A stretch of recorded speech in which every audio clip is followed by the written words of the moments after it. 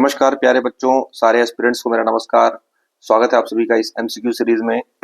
इसके पहले मैंने ज्योग्राफी के साथ में कुछ ट्राइबल्स के क्वेश्चंस को अपडेट किया था। आप सभी की तैयारी इस ऑब्जेक्टिव से मैं कराने की कोशिश कर रहा हूं। आप भी ऑब्जेक्टिव को लगाते चलिए। जितने ऑब्जेक्टिव मैं दे रहा हूं और भी कुछ सोर्सेस है उसका इस्तेमाल करिए और अपनी प्रिपरेशन को बूस्ट अप करिए। राइट, ठीक है। चलिए तो देखते हैं यहाँ पर जैसा समय मिल रहा है मैं उसके अकॉर्डिंगली आपको कुछ प्रोवाइड करने की कोशिश कर रहा हूँ। ये हमारा सोर्स ऑफ क्वेश्चन पेपर है, कहाँ से अपन लेके आ रहे हैं, तो इस क्वेश्चन पेपर आप ले सकते हैं। ठीक है, आगे चलते हैं। देखो आज हम हिस्ट्री क्वेश्चन को डील करेंगे। पहला सवाल आता है इतिहास के प्रश्न में, निम्नलिखित कथनों को ध्यानपूर्वक पढ़िए। पहला है छत्तीसगढ़ का प्राचीन वंश नल वंश है। बिल्कुल, नल वंश प्राचीन वंश है, ये प्राचीन इतिहास का ही वंश है। ठीक है, प्राचीन वंश है, प्राचीन इतिहास का।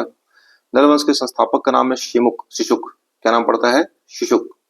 ठीक है ना। लेकिन यहाँ वास्तविक संस्थापक का नाम क्या है? वराहराज। तो देखो वराहराज वास्तविक संस्थापक है, तो ये स्टेटमेंट गलत हो जाएगा। दूसरा वाला, पहला नल वंश जो है प्राचीन राजवंश, स्टेटमेंट सही है, मतलब पहला और तीसरा करेक्ट है। फिर देखते हैं निम्न कथनों को ध्यानपूर्वक पढ़कर विचार करते हैं। चलिए, जाजलदेव प्रथम जो कि कलचुरी राजवंश का राजकुमार है, ठीक है, कलचुरी वंश के राजकुमार है, तो माणाधिपति की उपाधि धारण की थी। नहीं, गलत है।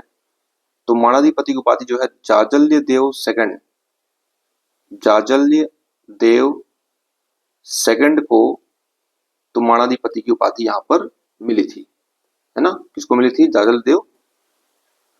और जो जाजल देव है इसका जो कार्यकाल है वो 1095 से लेकर के 1120 तक था। और जो जाजल देव द्वितीय है इसका जो है शासनकाल है 1165 से लेकर के 1168 के बीच में आपको देखने को मिलता है। ठीक है ना। तो जाजल प्रथम और जाजल देव क्या है? सेकंड। तो इसमें जाजल देव प्रथम ने तो माणाधिपति की उपाधि धारण नहीं की थी। किसने की थी? जाजल द्वितीय ने। पहले स्टेटमेंट गलत हो गया। दूसरा, जाजलदेव प्रथम के शासनकाल में त्रिपुरी कलचुरी शासक यश जयसिंह नहीं, उसका नाम था, क्या नाम था? यशकर्ण। क्या नाम था उसका? यशकर्ण। उसका आक्रमण होता है, तो यहाँ पर यशकर्ण होगा, यशकर्ण। और जो जयसिंह है ना, ये जयसिंह किसके समय पर अटैक करता है? तो उसका नाम है जाजलदेव सेकंड, ऐसा करके। ठीक है, तो पहला गलत है और दूसरा भी क्या है? इसमें गलत है।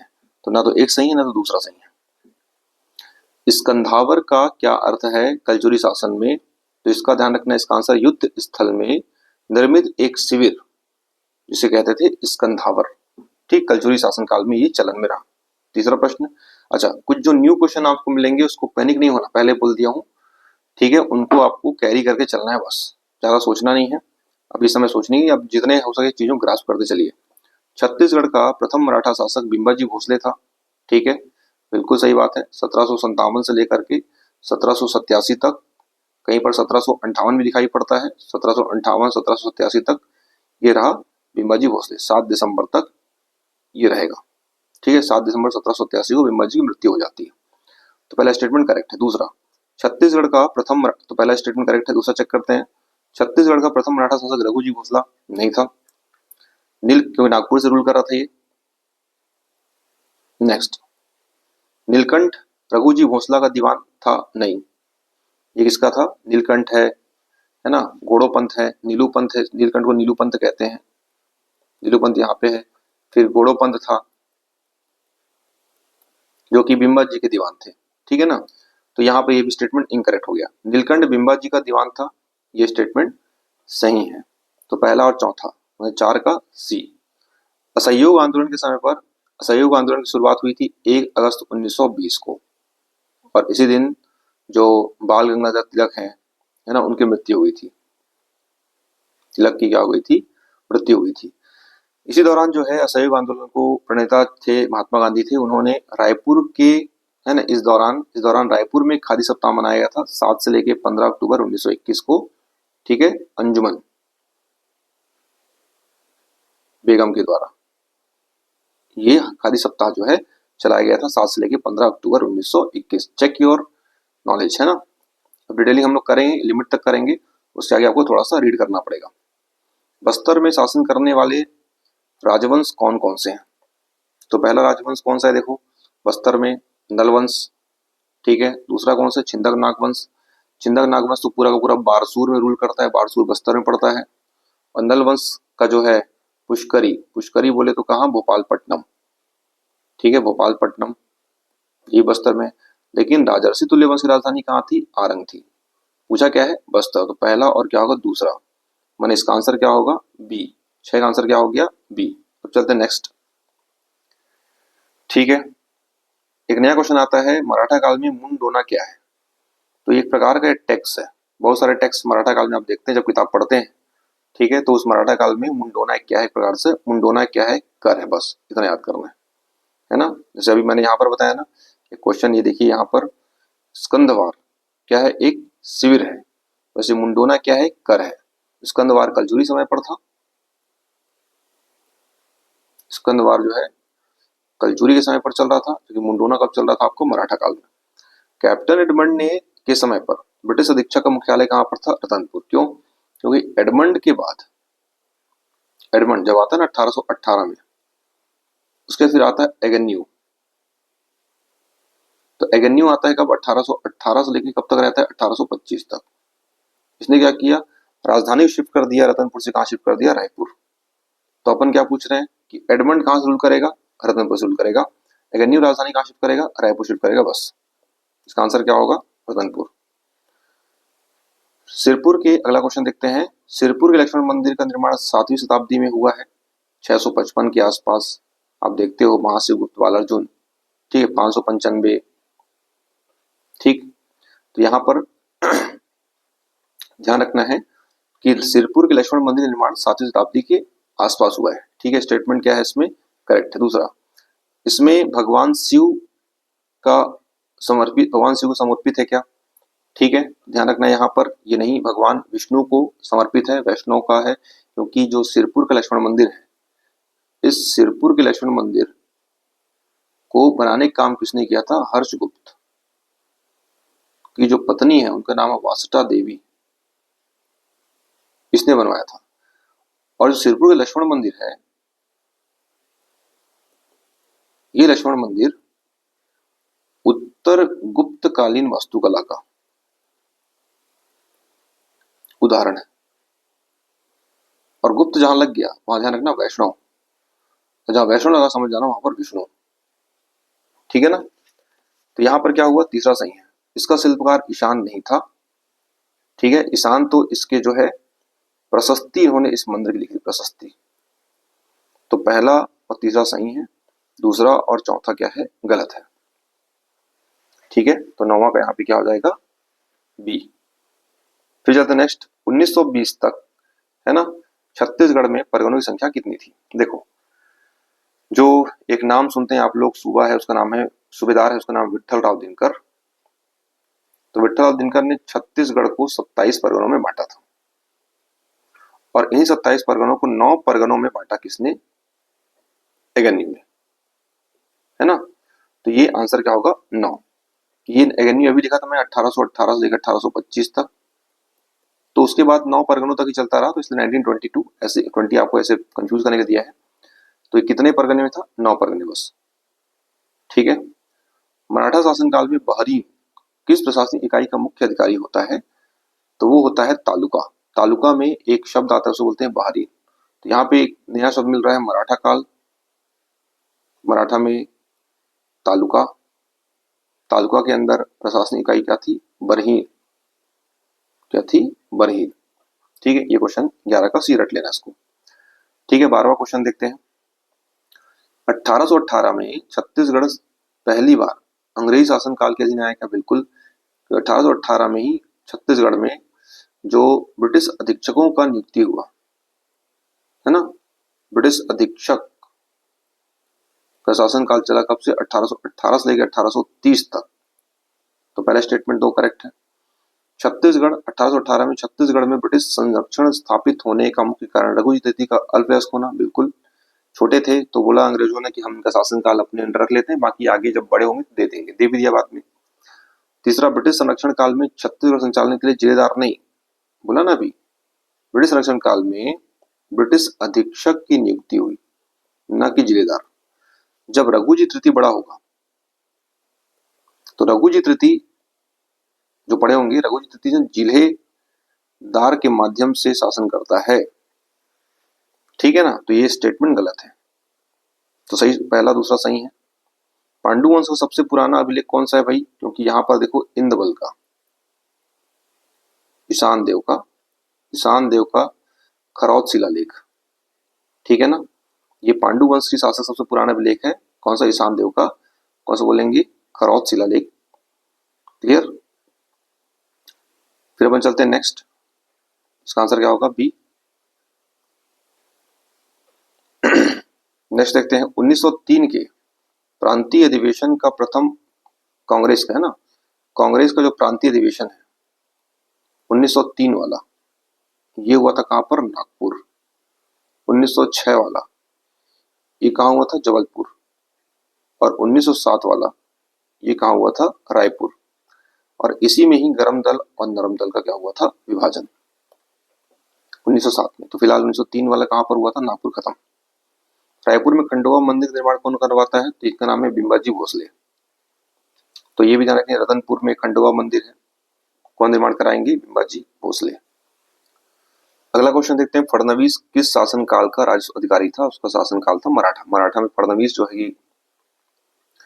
है ना, फडणवीस मतलब कि राजस्व का जो लेखा जोखा करता था, अकाउंटिंग बोल सकते हैं, वो कौन करता था? फडणवीस करता था मराठा काल में। देखो, यूथ लीग कब बना? 1928। तो ये पहला स्टेटमेंट गलत हो गया, दूसरा सही हो गया। यूथ लीग रायपुर में बना, ना कि बिलासपुर में। तो ये स्टेटमेंट आई है 2 और 3, ये सही है, रायपुर में नहीं बना था। छत्तीसगढ़ का नामकरण दक्षिण कोसल किस शासक के शिलालेख में मिलता है? ठीक है, तो ध्यान रखिएगा, सोमेश्वर देव प्रथम, जो कि छिंदक नागवंशी शासक है। तो छिंदक नागवंशी शासक ने उसके जो कुरुषपाल अभिलेख है, उस कुरुषपाल अभिलेख में उल्लेख होता है छत्तीसगढ़ के लिए दक्षिण कोसल का नाम। और इसकी लड़ाई जो है किससे होती है? जाजल देव फर्स्ट से। और जाजल देव फर्स्ट जो है ना, जीतता है और ये क्या हो जाता है? हार जाता है। फिर सोमेश्वर देव की जो माता है उसका नाम गुंड महादेवी, गुंड महादेवी, गुंड महादेवी के रिक्वेस्ट पर इसको दोबारा छोड़ता है कौन? जाजल देव फर्स्ट। ये कहानी आप पढ़ेंगे उसमें। तो ये 18 का यहाँ पर क्या हो जाएगा? बी। ठीक है, फिर अपन चलते हैं, छत्तीसगढ़ शब्द का ऐतिहासिक ग्रंथ में सबसे पहला प्रयोग, ऐतिहासिक प्रयोग किसने किया था? बाबू रेवाराम ने। अपनी किताब, उसका नाम है तारीखे है वंशी।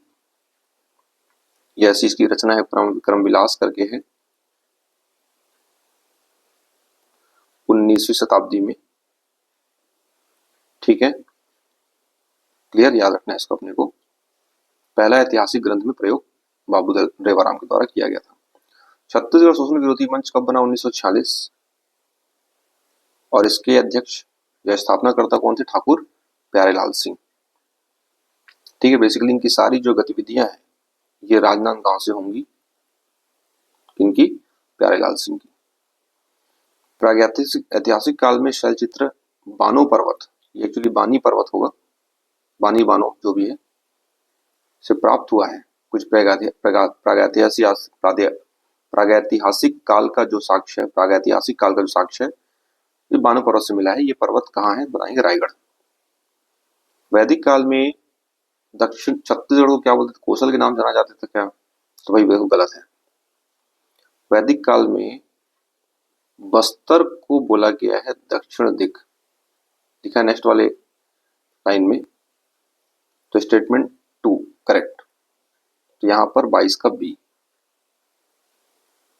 ठीक है, अब चलते नेक्स्ट। 24वें तीर्थंकर महावीर जैन से संबंधित स्थल कौन सा है? ठीक है, महावीर जैन, तो ये है आरंग से संबंधित है। तो आरंग से देखो बहुत सारे जैन लोग का संबंध है, जैसे कि यहाँ पर नेमीनाथ की मूर्ति मिलती है, यहाँ से महावीर स्वामी मिलते हैं, ठीक है, और एक श्रेयांश की मूर्ति मिलती है। ये सब कहां से मिलते हैं?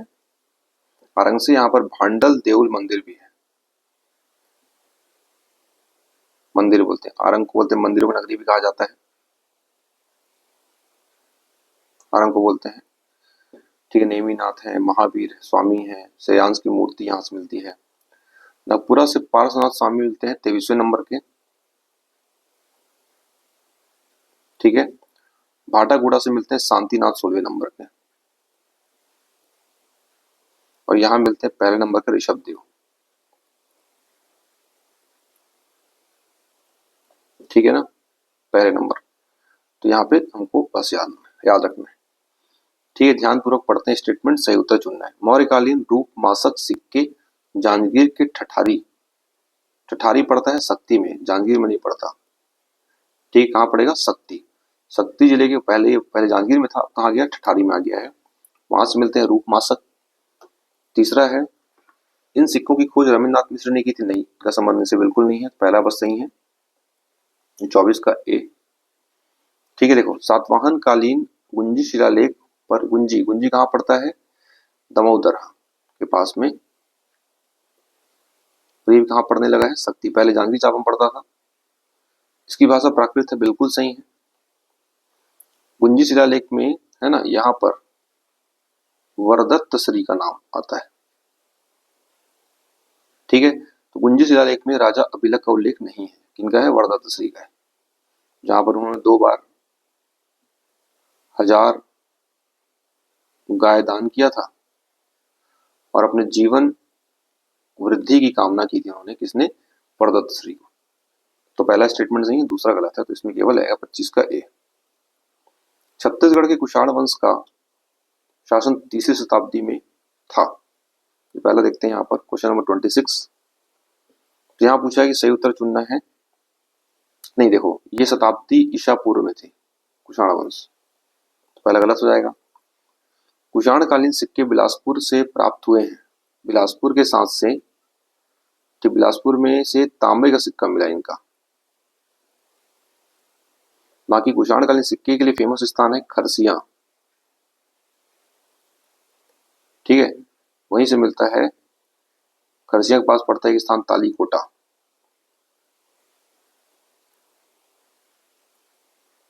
तो प्रोफेसर साहू के द्वारा, डीके साहू के द्वारा इस तालीकोटा से जो कुषाण कालीन सिक्के प्राप्त हुए, स्वर्ण सिक्के है ना। वैसे भी सोने के सिक्के चलाने में सर्वाधिक शुद्ध सोने के सिक्के है ना, जो प्योरेस्ट गोल्ड कॉइन चलाता है, तो ये कुषाण वंश चलाते हैं। तो ये दूसरा स्टेटमेंट सही है, पहला गलत है। मेघदूतम में वर्णित रामगिरी जो पड़ता है सरगुजा में, छत्तीसगढ़ रायगढ़ में नहीं है, कहां पर है? सरगुजा लिखा था, सरगुजा। समुद्रगुप्त ने छत्तीसगढ़ में जीते हुए राज्यों को अपने साम्राज्य में सम्मिलित कर लिया था, ये भी गलत है। तो दोनों, ना तो एक सही है और ना तो दूसरा सही है, दोनों गलत है। तो 27 का क्या हो जाएगा यहाँ पर? डी। पर्वतद्वारक वंश की जानकारी कहाँ से मिलती है? तो वहां पर मिलता है, सोमनराज एक राजा था, सोमनराज, और एक नाम पड़ता है तुष्टिकर, तुष्टिकर के 13 सिंहा ताम्रपत्र से, ये लिखा है यहाँ पर, तो सी। ठीक है ना। तो सोमनराज की जो माता, उसका नाम था कौस्तुभेश्वरी देवी। ठीक है ना। इनको ज्वार था, तो ज्वार के तौर पे जब एक हकीम, ये कह सकते हो, जब एक वैद्य जब इसका ट्रीटमेंट करता है इनकी माता का, तो सोमनराज ने क्या किया था, देवभोग क्षेत्र, गरियाबंद पड़ता है, वो इस हकीम को दान में दे दिया था, देवभोग का क्षेत्र। किसने? सोमनराज को। वो कहानी अलग है। हमारा काम यहाँ पर तुष्टिकर से लेकर के 13 सिंहा ताम्रपत्र, तुष्टितास 13 सिंहा तास तुष्टिकर, बस परद्वारक वंश की जानकारी। सर्वाधिक सिक्के किसके मिलते हैं? वराह राज के मिलते हैं। कितने? 29। कहां से? एडेंगा। एडेंगा कहाँ पड़ता है? कोंडागांव। ठीक है। भवदत्त वर्मा के 1 सिक्के हैं और अरपति वटारा कितने सिक्के हैं? 2 सिक्के हैं। सर्वाधिक किसके मिलते हैं? वराह राज के, जो कि नल वंश का वास्तविक संस्थापक है। ठीक है, नेक्स्ट क्वेश्चन देखते हैं।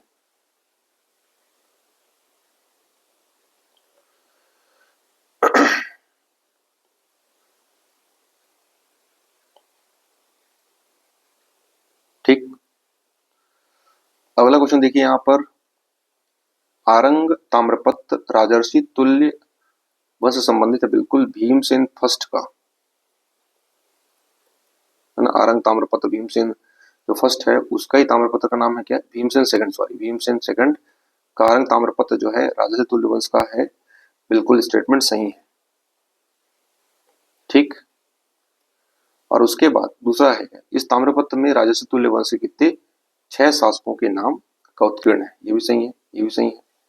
मैंने पहला दूसरा दोनों सही है। चलते हैं आगे।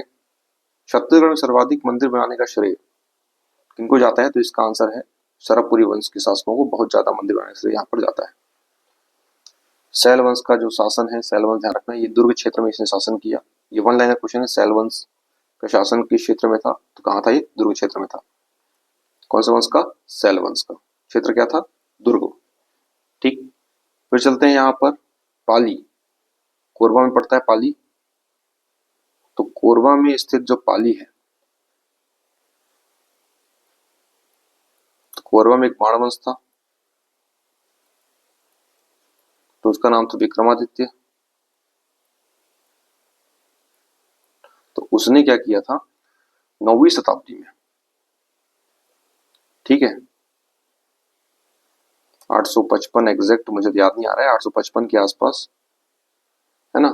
तो ये 855 के आसपास मानी 9वीं शताब्दी में इसका निर्माण करवाया, और इस मंदिर का जो जीर्णोद्धार है ना, पाली के शिव मंदिर के जीर्णोद्धार जो है ये कौन करवाता है, ये जाजल्य देव फर्स्ट के द्वारा कराया गया, जो कलचुरी शासन था, कलचुरी वंश का शासक था जाजल्य देव फर्स्ट, उसके द्वारा कराया गया जीर्णोद्धार। निर्माण किसने करवाया, पाली के, कोरबा के पाली के बाणवंश के शासक, उसका नाम विक्रमादित्य था, उसने करवाया, ठीक है। तो इसका आंसर क्या होगा 9वीं शताब्दी। सोमवंश की एक शाखा पश्चिम उड़ीसा के, हाँ बिल्कुल, यहाँ पर शासन करती थी, कलिंग के सोमवंश कहते थे इसको, कलिंग के सोमवंश। पहला स्टेटमेंट क्या है, करेक्ट है। दूसरा, इस वंश का शासन काल 9 से 12वीं शताब्दी था, तो इसको देखते हैं अपन। तो 9वीं, ये इसके पहले भी शासन कर चुका था। इस शाखा का संस्थापक कौन था, शिवगुप्त था, करेक्ट है। तो पहला तीसरा इसमें क्या होगा, करेक्ट है ना। ये थोड़ा सा फैक्ट देखिएगा, इसका शासन काल कब से कब तक था उसको मैच करेंगे।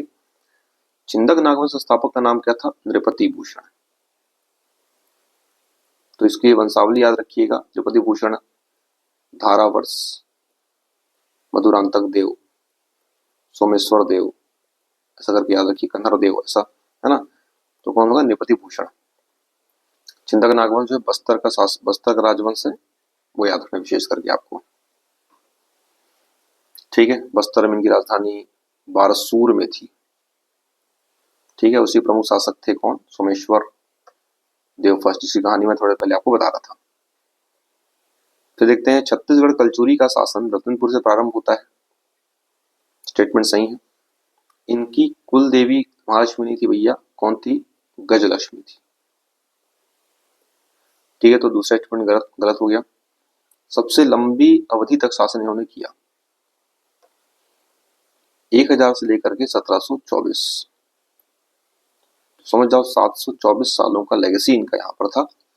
तो पहला सही है, दूसरा सही है, दूसरा गलत, तीसरा सही है। तो पहला और तीसरा क्या है, इसमें क्या बोला है कि पहला तीसरा सही है। कलचुरी वंश ने छत्तीसगढ़ सबसे लंबी अवधि तक शासन किया, सही है इसमें, नहीं सॉरी, पहला स्टेटमेंट गलत है, क्योंकि देखो रतनपुर पहले इनकी राजधानी क्या थी, तुम्माड़ थी, तुम्माड़ जो पड़ता है कहाँ पर, कोरबा में। तो पहला गलत है, दूसरा गलत है, दूसरा गलत है, तीसरा सही है। तो कथन 3, पहला दूसरा गलत,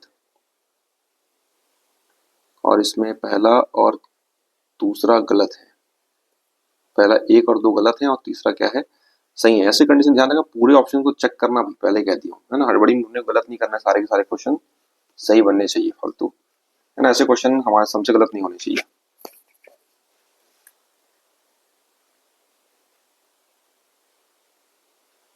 फिर चलते हैं, कांकेर को सोमवंश की स्थापना लगभग 11वीं शताब्दी के आसपास, है ना, इनका शासनकाल था कांकेर के सोमवंश में। तो उसमें याद रखना कि इसके शासक थे कौन थे, सिंहराज। ठीक, व्यागराज की बात करें तो ये भी इनका संबंध है नल वंश के शासकों से। सुमन राज अभी मैंने बताया तुष्टिकर पर्वत द्वारक वंश से। कर्ण राज भी सोमवंश से ही है, बट इसका संबंध इसके संस्थापक के तौर पर नहीं है। कर्णराज का एक ताम्रपत्र याद रखे रहना, सिहावा ताम्रपत्र, जो कहां पड़ता है, धमतरी में पड़ता है। तो पहला स्टेटमेंट मैंने पहला ऑप्शन सही होगा। ठीक, अगला क्वेश्चन देखते हैं। कवर्धा महल का डिजाइन महाराजा धर्म सिंह के द्वारा किया है। स्टेटमेंट सही है, आता हुआ प्रश्न है ना, बार बार पूछा जा रहा है ये। दूसरा, इस महल के प्रथम दरवाजा को हम लोग क्या बोलते हैं, हाथी दरवाजा कहते हैं। स्टेटमेंट भी गलत है। तो कवर्धा महल डिजाइन किसने किया, महाराजा धर्म सिंह ने। पहला दरवाजा क्या कहा जाएगा, हाथी दरवाजा। तो पहला दूसरा क्या है, दोनों सही है। तो 38 का सी। ध्यानपूर्वक पढ़कर विचार कीजिए। बस्तर क्षेत्र में सर्वाधिक समय तक शासन करने वाले राजवंश कौन थे, छिंदक नागवंश। नहीं, सर्वाधिक समय तक बस्तर में जिन्होंने शासन किया उसका नाम था काकतीय वंश। 1324 से इनका कार्यकाल चालू होता है और ये चलते हैं 1947 के आगे भी 1961 तक इनका शासनकाल। हालांकि 1947 के बाद तो शामिल हो गए, लेकिन फिर भी याद रखना 1961 तक शासनकाल चलेगा। तो सबसे ज्यादा समय तक शासन किया किसने किया, काकतीय वंश में। इसलिए पहला ऑप्शन क्या हो, गलत होगा, क्योंकि यहाँ दिया है कि छिंदक नागवंश ने शासन किया, जो कि एब्सोल्युटली रॉन्ग है। इस वंश के शासकों में, है ना, कन्नौज, इस वंश के शासकों ने कन्नौज के द्विपक्षीय संघर्ष में भाग लिया। बिल्कुल गलत है, कोई संबंध इनका था ही नहीं, है ना। ये केवल बस्तर के ही क्षेत्र में सीमित रह गए। तो ना तो पहला सही है ना तो दूसरा सही है, दोनों क्या इसमें गलत है। तो 39 का यहाँ पर डी हो गया। मराठा कालीन पद्धति, परगना पद्धति जो थी, इसके सूत्रधार कौन थे, बिंबाजी भोसले। जबकि इस परगना पद्धति के जन्मदाता हमारे छत्तीसगढ़ में कौन थे, तो उसमें अगर नाम लेगा, अगर बोलेगा जन्मदाता तो आंसर लेना विठ्ठलराव दिनकर, और बोलना सूत्रधार तो क्या बताना, बिंबाजी भोसले। ठीक है, चलो। तो पहला 40 का ए हो गया। कलचुरी वंश में जमाबंदी विभाग का प्रमुख कहलाता था महाप्रमात्र। ठीक है ना। और राजस्व विभाग का जो हेड कहलाता था मार्क्सपटलिक। ठीक है। और जो सबसे ज्यादा शक्तिशाली था सर्वाधिकारी सेनापति।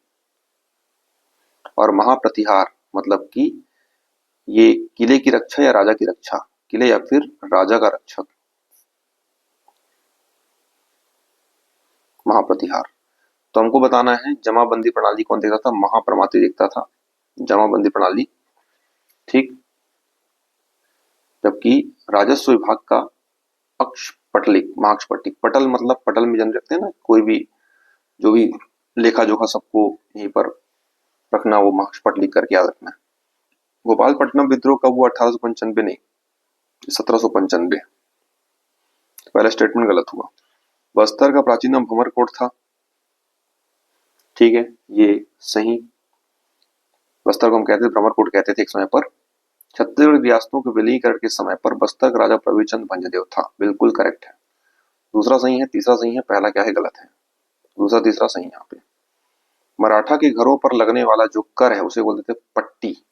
क्या बोलते थे, पट्टी। जूहा पट्टी, ये जूही नहीं है, क्या बोलते हैं इसको, जूहा पट्टी। जूहा पट्टी मतलब कि जुआ लगाते हैं ना बैलों में, तो बैलों पर लगने वाला टैक्स क्या बोलते थे हम लोग, जूही पट्टी।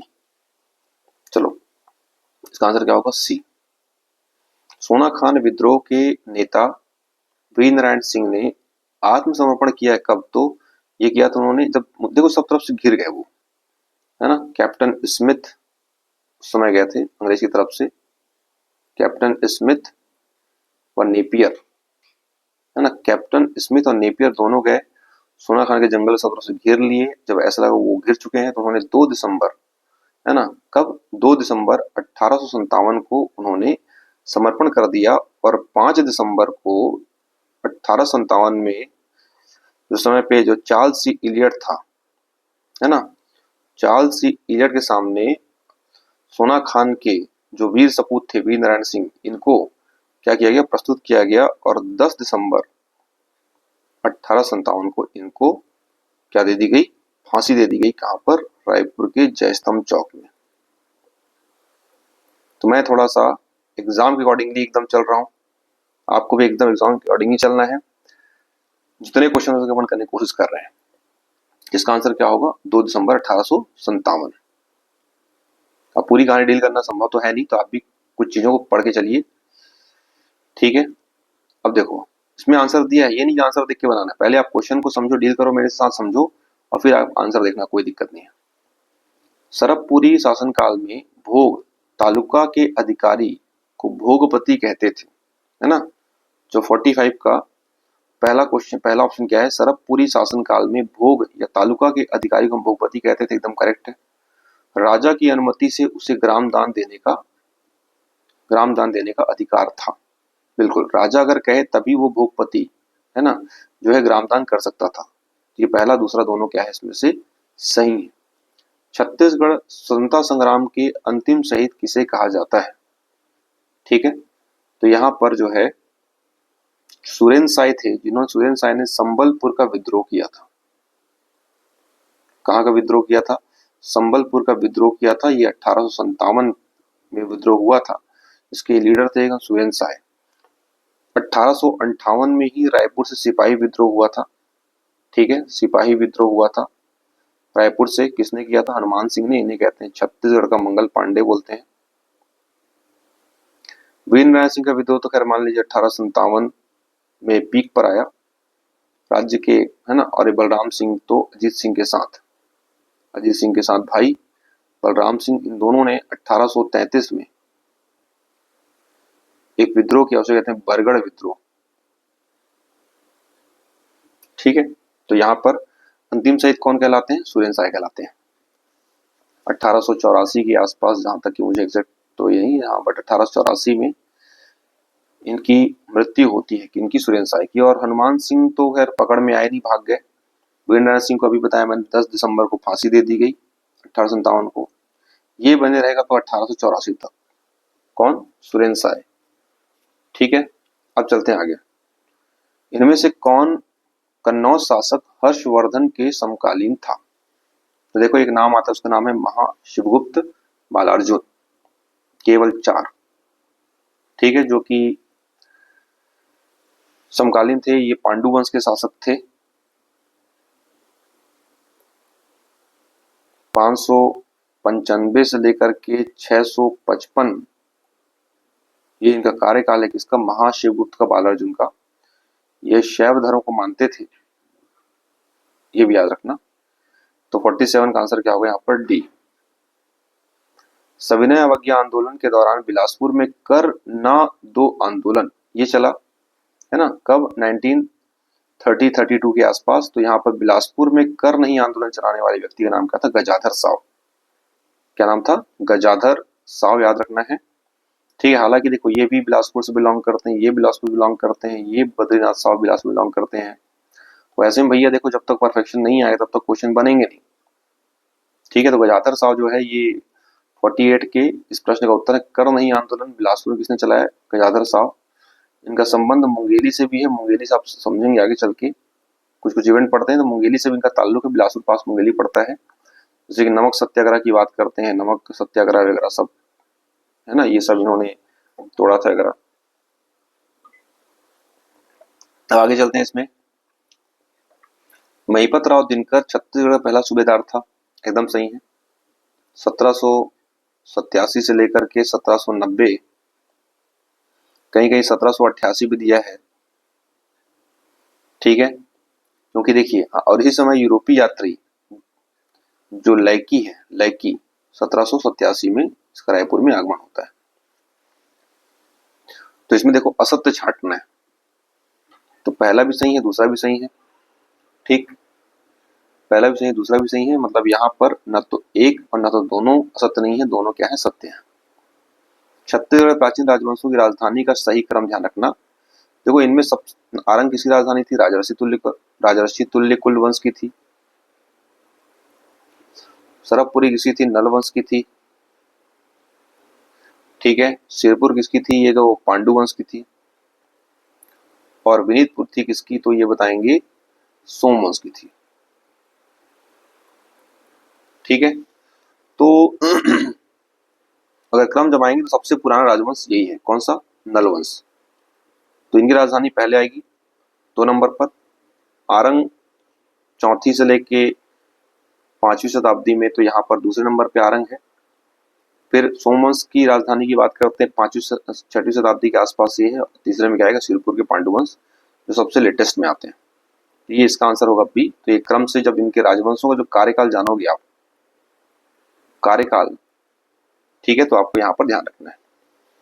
तो कार्यकाल के साथ ही उनका जो कब से कब तक शासनकाल था, शासनकाल बोल रहा हूँ, कार्यकाल नहीं, शासनकाल के हिसाब से आप राजधानी को सेट कर सकते हो।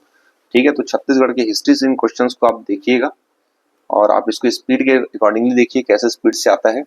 आगे मैं कुछ सीरीज और लेकर आगे और कुछ क्वेश्चन हम लेकर के आएंगे सीजी के ही सेक्शन की, क्योंकि अभी सीजी का कुछ ज्यादा पढ़ाना ज्यादा उचित है।